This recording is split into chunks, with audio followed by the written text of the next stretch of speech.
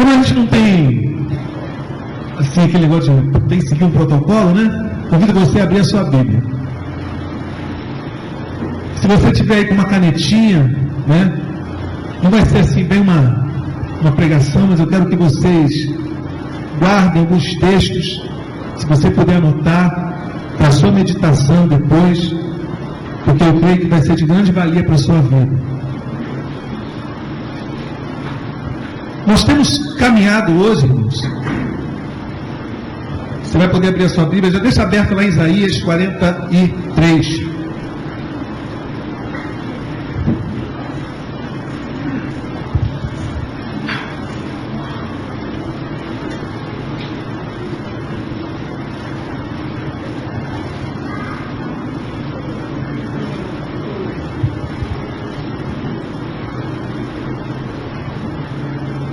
Irmãos, nunca na história da igreja e até na história da sociedade secular nós temos visto tanto assim desatino, né? Uma coisa tão grande acontecendo, tantas pessoas assim totalmente descompensadas, né?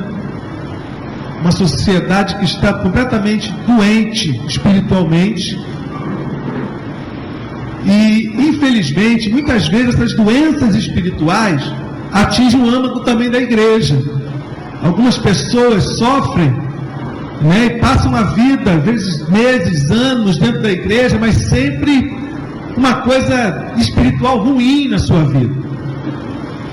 E algumas fontes, né, que propagam essas doenças espirituais, que produzem essas doenças espirituais na nossa vida, é a cultura secular que a gente vê hoje, que está bombardeando a nossa mente, bombardeando a mente dos nossos filhos, bombardeando a mente da família, todo o tempo. Já falei aqui uma vez, repito, uma pesquisa feita, né, um instituto de pesquisa aí secular, que onde os sinais da Globo entraram, nos interiores aí do Brasil, cidades que não tinham antenas para captar o sinal da Globo, a partir do momento que a Globo entrou, começou a se passar aquelas novelas, Big Brother e tudo mais, o índice de divórcio e de adultério aumentou drasticamente nessas cidades. Isso é pesquisa, isso é fato. Então é uma coisa espiritual que está acontecendo? É algo que está acontecendo. Então essa cultura secular tem invadido todas as casas e muitas vezes tem invadido muitas igrejas. São fontes produtoras. O pecado e o afastamento de Deus. Você começa a pecar, automaticamente você começa a se afastar de Deus. E quando você começa a se afastar de Deus, um abismo chama outro abismo, diz a sua palavra, né? Quem já passou por essa experiência, como eu já passei há muitos anos atrás, outros também passaram, sabe que isso é real, isso é verdadeiro. A palavra de Deus, ela se cumpre literalmente na nossa vida, seja do ponto de vista positivo, também nas coisas negativas, não é verdade? A religiosidade ao extremo causa doença espiritual. Pessoa extremamente religiosa, né? E esquece que religiosidade não salva ninguém. O legalismo também dentro das igrejas produz uma doença espiritual.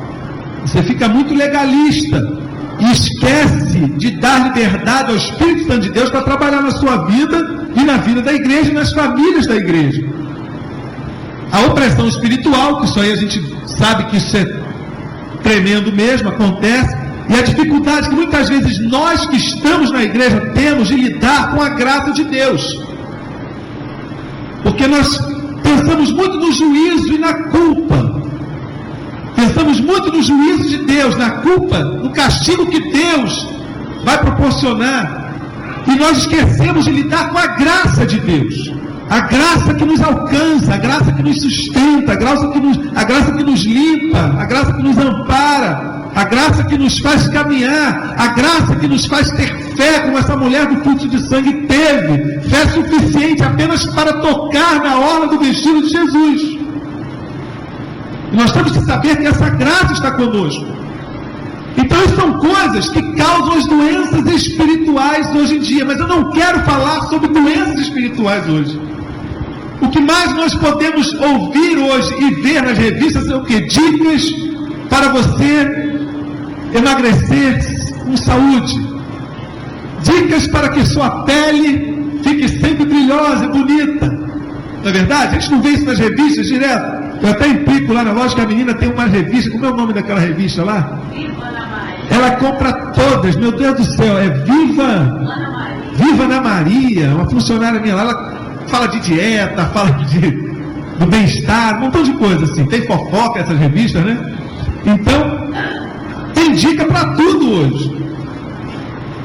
Agora, e as dicas que nós temos que ter para a nossa vida, para que nós venhamos a ter uma vida espiritual saudável, uma vida espiritual abençoada? Mesmo que você tenha seus altos e baixos, você sabe em quem você tem crido, e você vai se manter com uma vida espiritual saudável, irmãos. Você pode fazer uma dieta alimentar, né? E daqui a pouco você emagreceu 5 quilos, 6 quilos, né? Mas você tirou uns dias, vai vir um feriadão aí, você tirou uns dias, viajou, comeu bastante massa, comeu um pouquinho, mas aí engorda só mais um pouquinho. Mas você sabe que aquilo ali foi um deslize, né? Na outra semana você já perdeu aquilo de novo, né? Porque você tem um foco, você tem um objetivo para a sua vida. E a vida espiritual saudável, nós temos várias dicas na palavra de Deus. Eu pedi para você abrir Isaías 43, leia o versículo 25.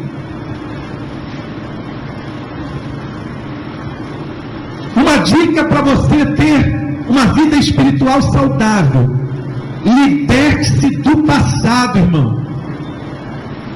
Liberte-se do passado. Eu mesmo sou o que apago as tuas transgressões, versículo 25, por amor de mim, e dos teus pecados não me lembro mais. Essa é a promessa de Deus para a nossa vida. Então nós vemos muitas pessoas que têm uma dificuldade grande de caminhar, porque ela não consegue se libertar do passado. Ela está sempre trazendo à memória aquilo que não dá esperança a ela. Ela está sempre trazendo à memória aquelas coisas negativas, aquilo que é ruim, que foi ruim para a vida dela, e aquilo ficou como uma marca, né, de gado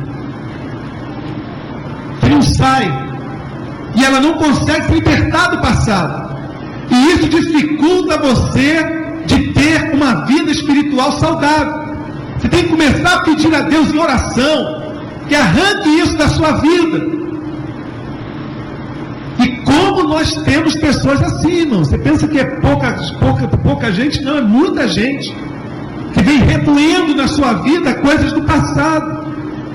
Isso impede que ele tenha um crescimento, que ele seja abençoado, né? Abra aí também Romanos 3, 23, 26. Vamos ler bastante versículo da Bíblia hoje. Como hoje eu não tive quase tempo de ler a Bíblia, então vou ler também um monte de versículo aqui junto com vocês hoje, né? Romanos 3, 23 e 26. Primeiro, liberte-se do passado. Segundo, aceite o perdão e a graça de Deus. Aceite o perdão e a graça de Deus. Fala assim: pois todos pecaram e carecem da glória de Deus, sendo justificados gratuitamente por sua graça, mediante a redenção que há em Cristo Jesus, a quem Deus propôs no seu sangue, como propiciação mediante a fé, para manifestar a sua justiça, por ter Deus, na sua tolerância, deixado impunes os pecados anteriormente cometidos, tendo em vista a manifestação da sua justiça no tempo presente, para ele mesmo ser justo e o justificador daquele que tem fé em Jesus. Nós temos que aceitar o perdão e a graça de Deus. Tem pessoas que acham que são imerecedoras. Elas acham que Deus nunca pode perdoar, porque aquilo que ela fez foi tão ruim, e elas carregam aquela culpa. Deus não vai estar olhando, Deus não vai perdoar, ou perdoa só um pouquinho. Olha aqui, amados, Ele é justificador daquele que tem fé em Jesus. Você não tem fé em Jesus? Amém? Então Ele é o teu justificador, e diz que Ele, na tolerância dele, não se lembra de mais nada. Então nós temos que aceitar esse perdão de Deus e jogar por terra muitas vezes acusações do inimigo, do diabo, que quer te desanimar, que quer te tirar do foco, que quer tirar você, né, da reta que Deus propôs para a sua vida. Então que você possa aceitar o perdão e a graça de Deus. Hebreus 10, 16 e 17.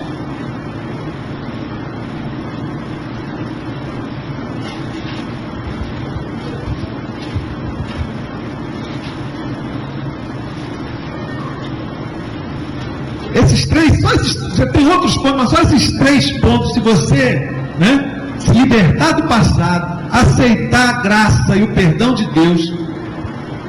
E aqui que nós vamos ler é: faça uma aliança com Deus e obedeça-lhe. Faça uma aliança com Deus e obedeça. Não é voto de tolo não, querido. Faça uma aliança com Deus e obedeça-lhe. Hebreus 10, 16 e 17. Pode alguém ler bem alto aí, algum irmão ler, alguma irmã? Este é o concerto que farei com eles depois daqueles dias, diz o Senhor. Porei as minhas leis em seu coração e escreverei em seus impedimentos. Acrescento: e jamais me lembrarei de seus pecados e de suas iniquidades. Amém? Ele jamais se lembrará. Agora tem que fazer uma aliança com ele. Tem que obedecer.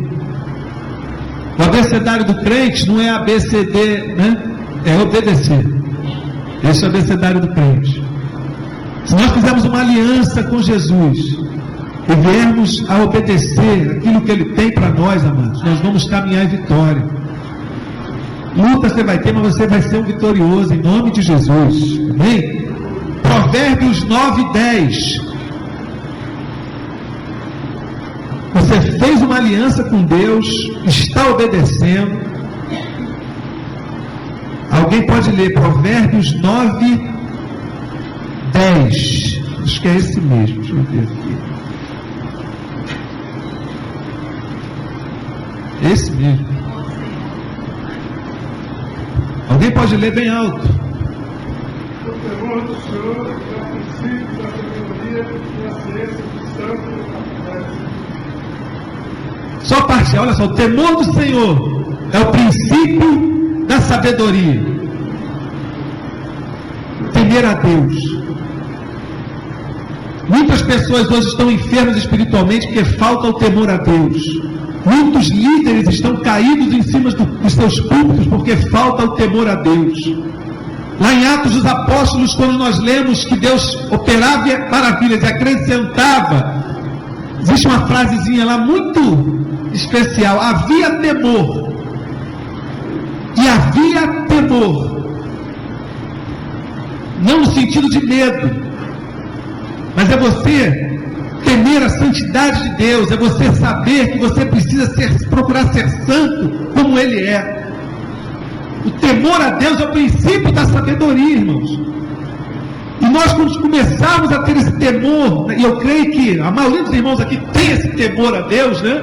Você já está caminhando com sabedoria na presença dEle. Que nós possamos investir isso na nossa vida. Temer a Deus.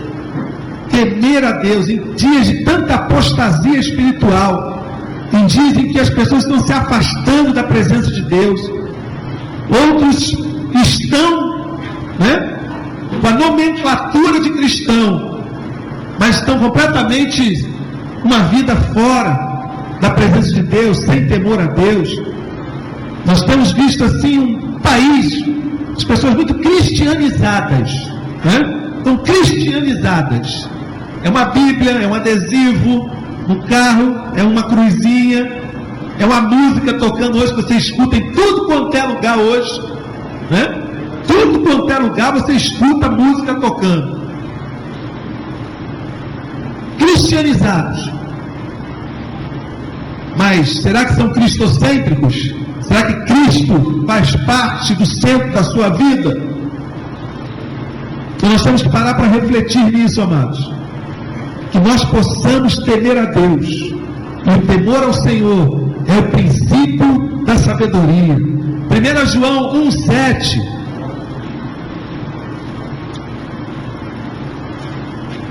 Primeira carta do apóstolo João,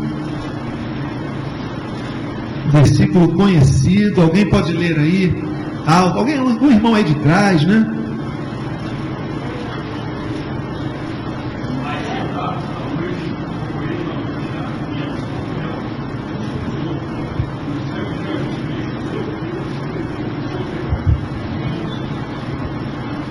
Então nós temos que também manter uma comunhão vertical e horizontal. Vertical e horizontal. Certo, né? Vertical e horizontal, né?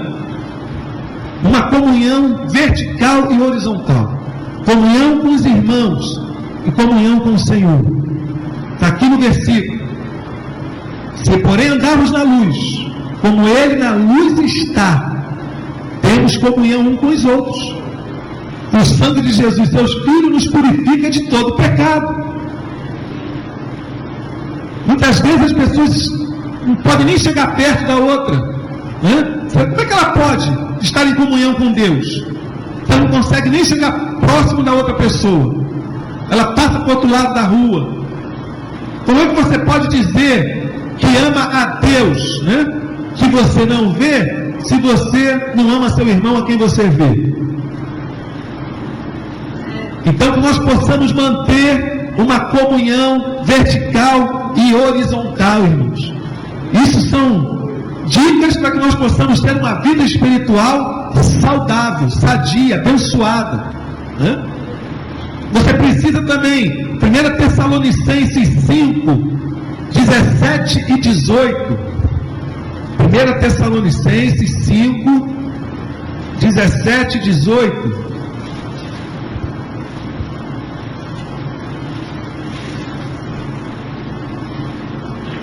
Você precisa cultivar o hábito de orar. Você precisa cultivar o hábito de orar. No 17 fala: orai sem cessar. Em tudo dai graças, porque esta é a vontade de Deus em Cristo Jesus para convosco. Nós precisamos orar, irmãos. Muitas das vezes, algumas pessoas oram só quando vem à igreja, naquele momento de culto. E também em casa a oração não é só aquele momento que você está em casa, que você tem que fazer aquele momento especial para a sua oração. Não. O orar sem cessar é você estar orando quando você está andando, caminhando na rua. Você pode orar. Quantas vezes estou dirigindo e eu aproveito para estar orando. E não falta tempo agora para você orar, porque o trânsito é uma bênção, né? É uma bênção para você ficar dentro do carro, né? Então não falta tempo para você orar. Então que nós possamos cultivar esse hábito de você chegar num local. Você vai num restaurante. Como eu vejo crente espião, irmão? Crente espião, ele ora em casa, né, no almoço, né? Quando chega num restaurante, ele ora assim, né? É rapidinho. Ele tem vergonha. Tem vergonha de orar, de agradecer a Deus, porque tem outras pessoas ali. Eu falo isso, Deus como testemunha.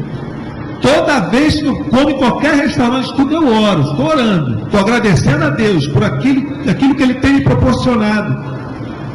E nós temos que colocar isso em pauta na nossa vida.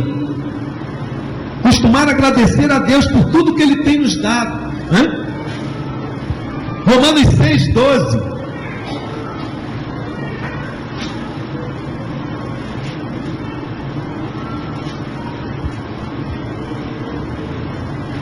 Lê alto aí para Chedes, aí atrás. 6 e depois o 12. Leia o 6 e depois o 12. Romanos 6 e 12.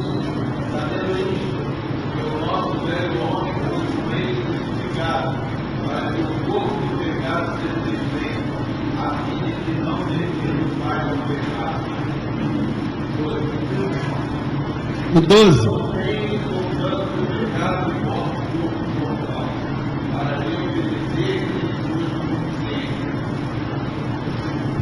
Outra dica, irmão: diga sempre não ao pecado. Nós temos que exercitar isso na nossa vida. Dizer sempre não ao pecado. Não reine, portanto, o pecado em vosso corpo mortal, de maneira que obedeçais às suas paixões. E para isso, para que a gente possa vencer e não obedecer o pecado, nós temos que ir seguindo essa dieta espiritual que a gente tem que fazer. Comunhão com Deus, se libertar do passado, crer na graça de Deus, estar orando sempre, né?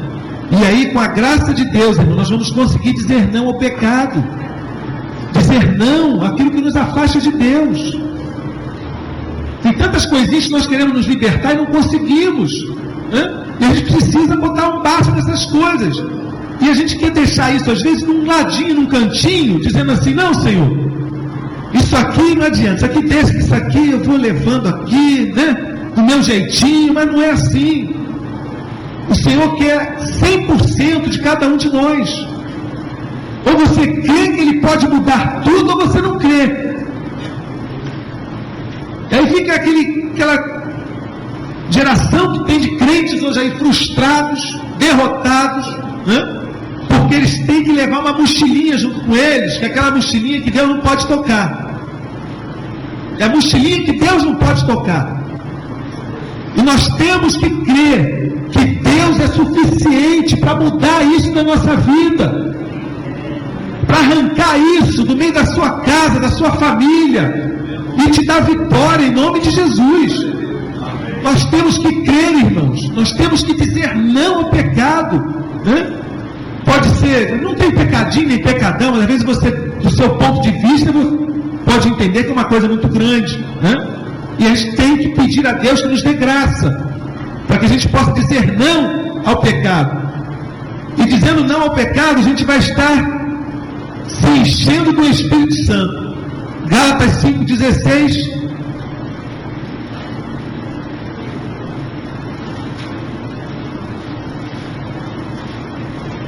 Pode alguém ler, se alguém já achou aí. Gálatas 5,16.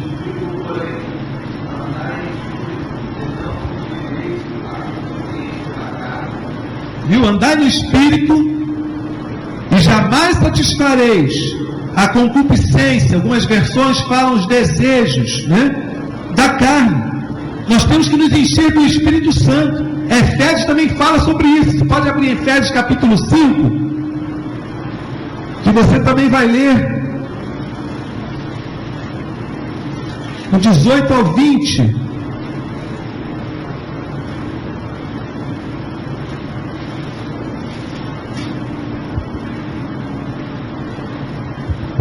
E não vos embriagueis com vinho, no qual há dissolução, mas enchei-vos do Espírito, falando entre vós com salmos, entoando e louvando de coração ao Senhor, com hinos e cânticos espirituais, dando sempre graças por tudo a nosso Deus e Pai, em nome de nosso Senhor Jesus Cristo. Amém?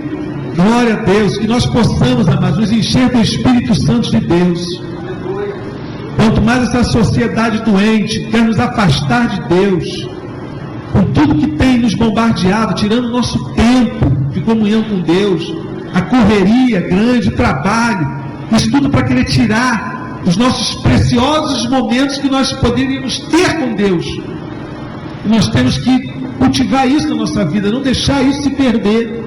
Nós temos que nos encher do Espírito Santo de Deus. Romanos 8,14. Também outra dica, né, abençoada para a nossa vida.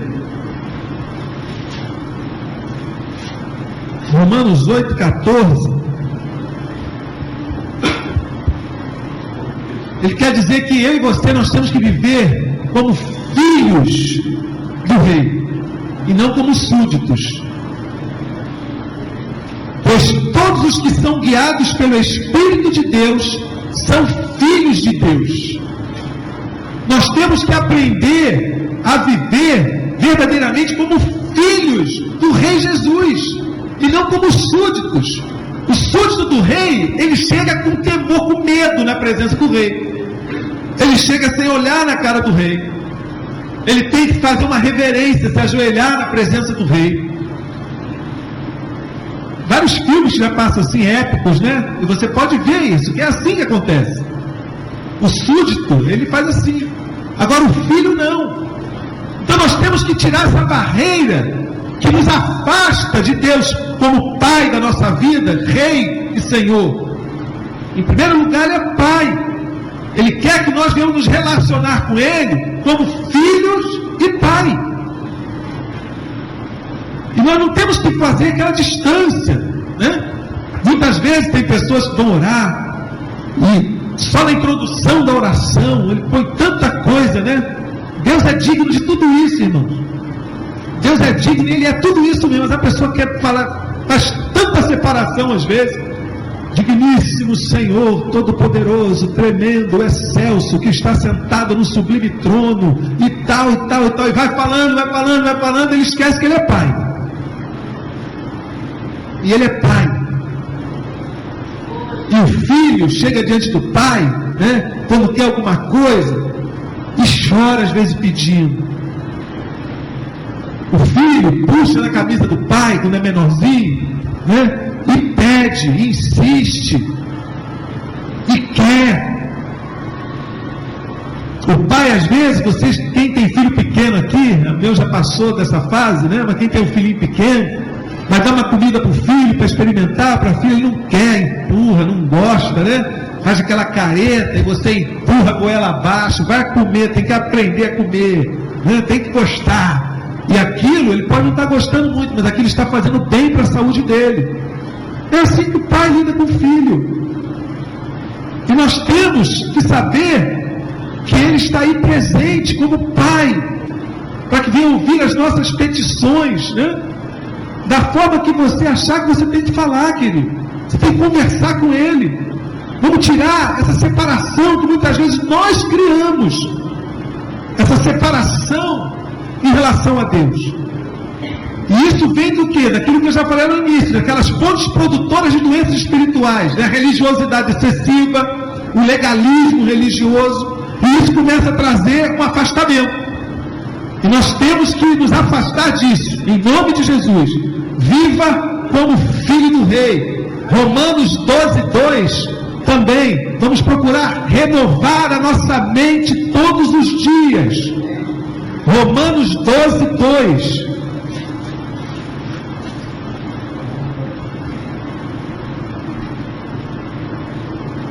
E não vos conformeis com este século, mas transformai-vos pela renovação da vossa mente, para que experimenteis qual seja a boa, agradável e perfeita vontade de Deus. E não vos conformeis com este século, esse sistema iníquo que nós estamos vivendo. Não se conforme com o que está acontecendo. Não se conforme com aquilo que querem bombardear a mente do seu filho, através da internet, através da televisão. E a gente começa a relativizar tudo e achar, não tem nada a ver. Como eu escuto falarem isso, não tem nada a ver, não tem problema, é só um pouquinho, não tem problema, não tem nada a ver. Tem muito a ver, irmãos.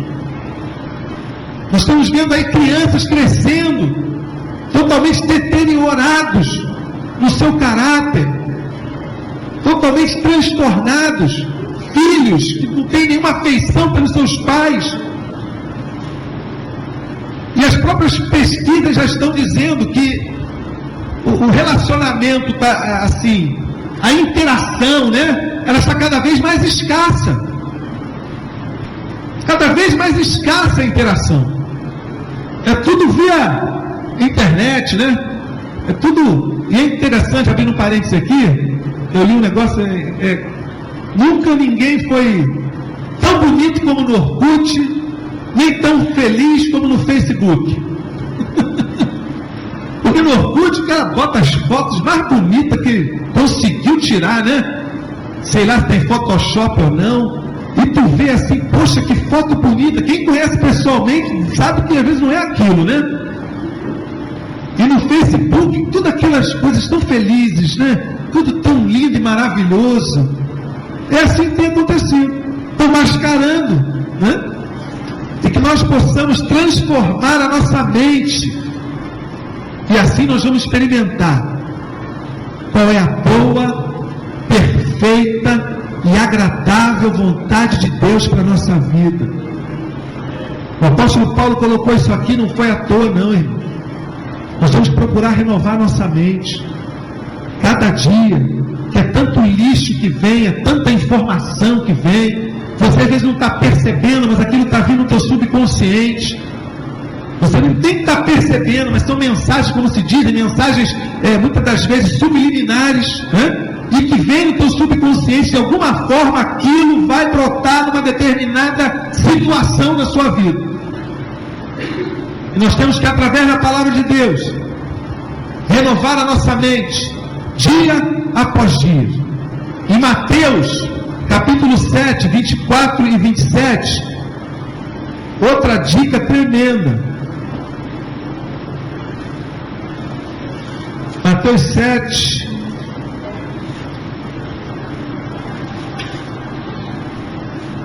não é esse daqui, não, marquei errado,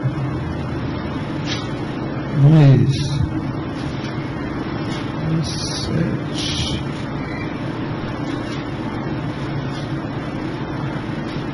7, é o texto do homem prudente.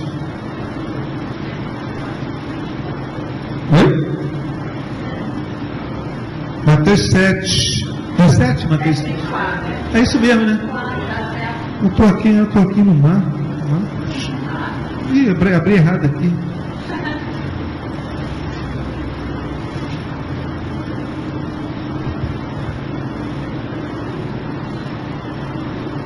Ouvir, ler e praticar as Escrituras.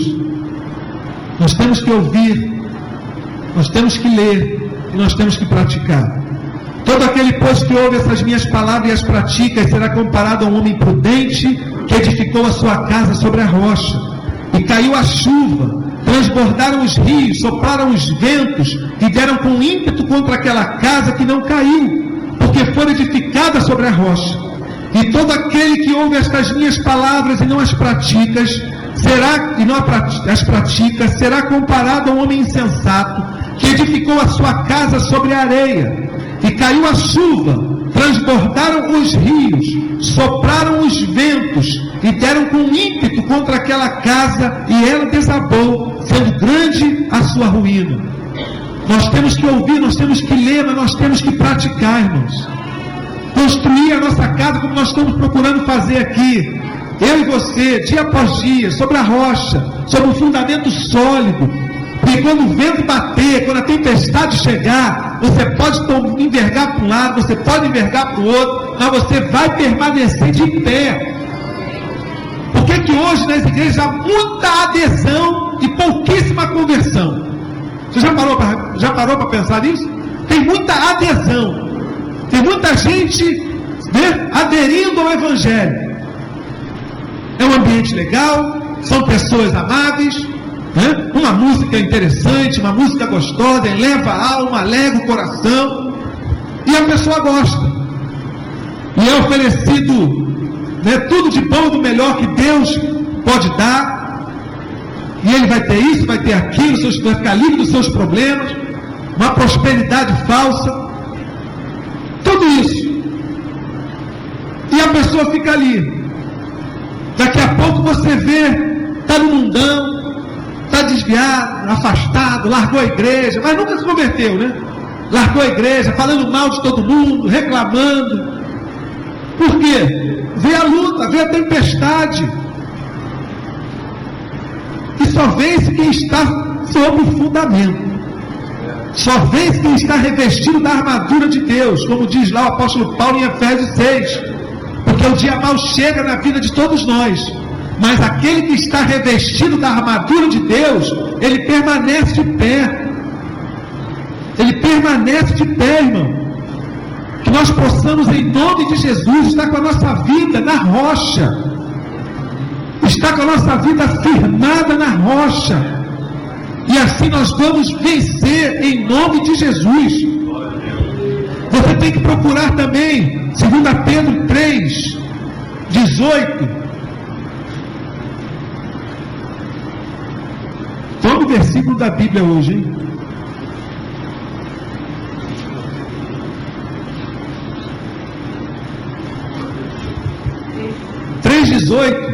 Antes crescei na graça e no conhecimento de nosso Senhor e Salvador Jesus Cristo.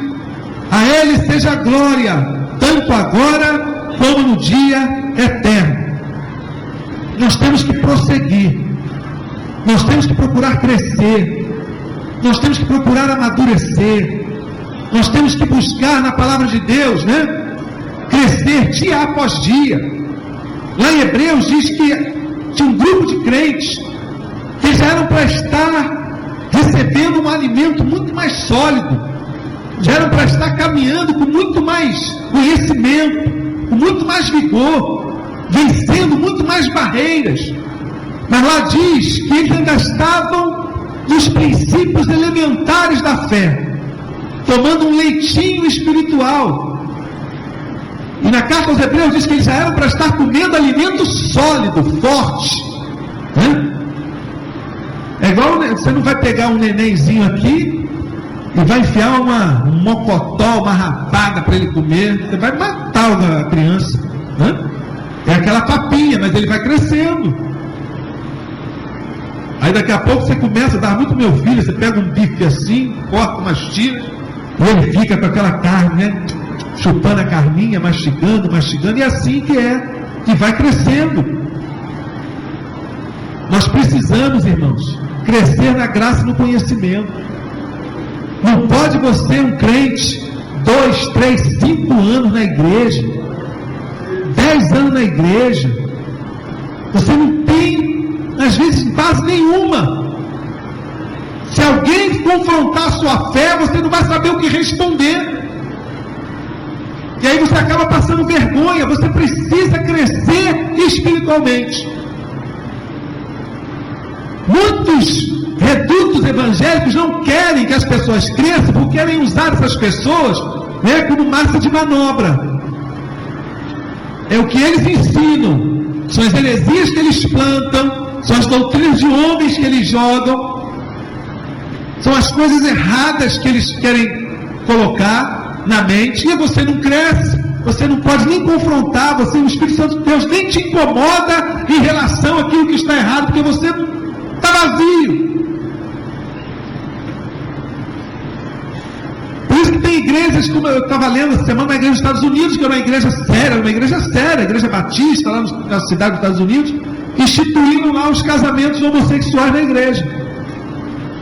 E tiveram irmãs, até uma irmã, ela deu uma entrevista, ela era membro dessa igreja há mais de 30 anos, ela disse que não acreditou que a liderança tinha sido favorável àquilo, ela foi no culto só para ver com os próprios olhos se aquilo seria verdade. E ela e mais da metade da igreja ficaram estarrecidos e abandonaram aquela igreja. Mas muitos aceitaram. Por quê?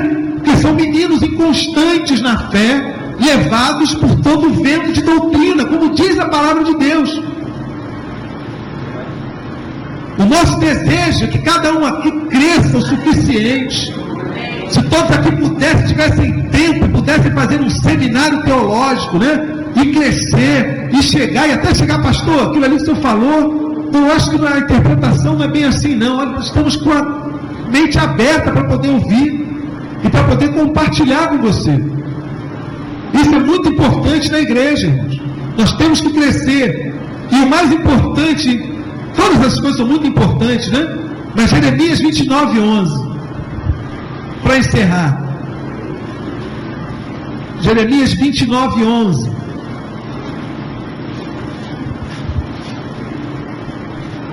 Porque eu bem sei os pensamentos que penso de vós, diz o Senhor, pensamentos de paz e não de mal, para vos dar o fim que esperais. Olha só que versículo tremendo.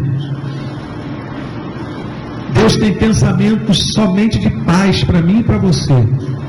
Somente pensamento de paz, nenhum pensamento de mal. Então nós temos que ter fé suficiente e tomar posse das suas promessas para a nossa vida. Você tem que tomar posse da promessa de Deus para a sua vida. Pensamentos de paz e não de mal, para vos dar o fim que desejais. O que você tem desejado para a sua vida? O que você tem desejado para a sua vida? Com certeza não é coisa ruim. São coisas boas. Coisas que vão alegrar o seu coração, a sua alma, que vão satisfazer você. E que nós possamos crer que os pensamentos de Deus sobre nós são os melhores, amados. Nós viemos tomar posse. Vamos parar de ser aquele crente, muitas vezes galinha da Angola. Estou fraco, estou fraco, estou fraco, estou fraco. A vida inteira, estou fraco, estou fraco. Vamos tomar posse das promessas de Deus para a nossa vida. Deus tem pensamentos de paz para você. Eu queria que você ficasse de pé nesse instante. Foram vários textos que nós lemos. Talvez você não tenha guardado todos. Mas eles foram alimentando a tua alma, foram falando ao teu espírito. E que no momento certo o Espírito Santo de Deus faça você se lembrar, que a palavra de Deus diz que Ele faz a gente se lembrar. Para que você possa caminhar em vitória, irmãos. Para que a nossa família seja uma família que venha abençoar as outras vidas. Nós possamos nos libertar de todo mal, de todo passado, que a gente venha crescer na graça e no conhecimento, que a gente tome posse da graça de Deus na nossa vida, que a gente venha procurar a santificação para nós todos os dias, que nós possamos estar orando sempre, que a gente venha renovar a nossa mente, né?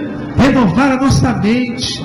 E nós precisamos disso, tem que ser um exercício de fé para nós, exercitar a mente. Cada vez eu tenho me convencido mais que é um exercício que a gente tem que fazer, e não é fácil não, porque são tantas coisas, hoje tanta coisa, tanta informação, né, que a gente precisa exercitar a nossa mente, para que venhamos experimentar o que Deus quer para nós, bom, perfeito, agradável, vai ser o melhor para mim e para você. Nós temos que tomar posse das promessas de Deus, que você possa saber que você não é um súdito do rei, você é filho do rei.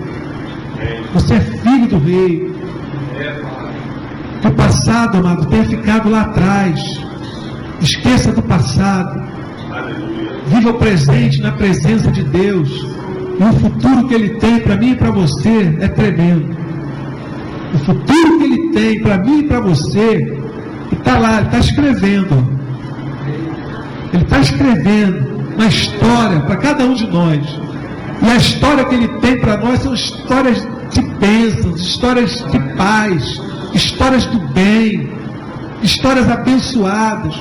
E nós temos que crer, nós temos que querer, nós temos que tomar posse, nós temos que agarrar isso como verdadeiramente, né, fosse algo que a gente venha desejar muito. E é o melhor que Ele vai querer, e Ele quer para mim e para você. Ele quer restaurar a sua família, Ele quer restaurar o seu relacionamento, Ele quer restaurar os teus sentimentos, Ele quer restaurar a sua vida emocional, Ele quer restaurar a sua vida espiritual, Ele quer restaurar o seu relacionamento com os filhos, dos filhos com os pais. Isso é o desejo de Deus. Ele quer abençoar você materialmente, Ele quer abençoar você no seu trabalho, Ele quer abençoar você, amado. O maior prazer que existe para Deus em relação a nós é nos abençoar, é fazer com que nós venhamos a ser felizes. Agora Ele só pede uma coisa: que haja temor, que haja reverência, que haja separação, que haja santidade, que haja paz. Como nós temos que buscar a paz nesses dias de tanta guerra, seguir a paz com todos, e a santificação, sem a qual ninguém verá o Senhor. É uma coisa imperativa. Ninguém verá o Senhor sem santificação.